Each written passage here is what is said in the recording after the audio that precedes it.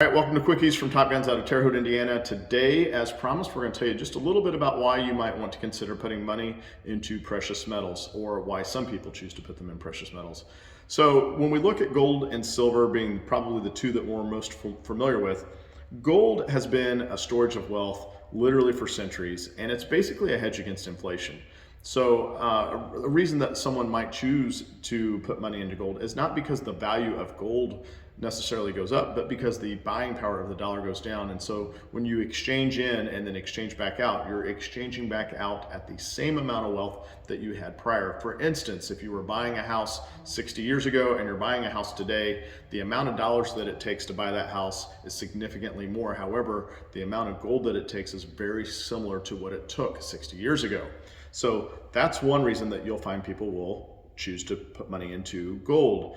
Silver is what would be considered to be a consumable. And so with silver, what we're looking at is the fact that silver is used in the manufacturing of computers and TVs, solar panels, etc., the electric cars that are coming out.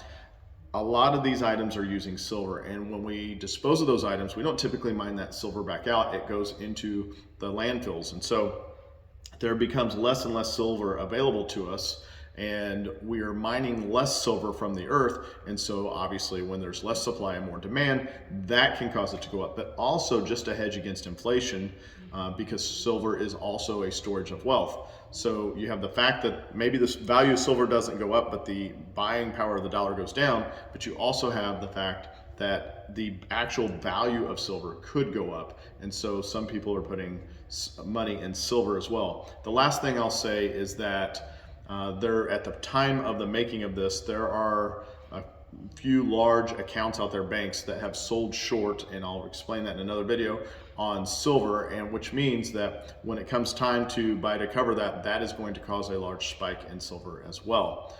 Hopefully this kind of gives you a very basic understanding. Ask questions down below. We'll do our best to answer them. Perhaps we'll follow it up with another video. Thanks. Take care.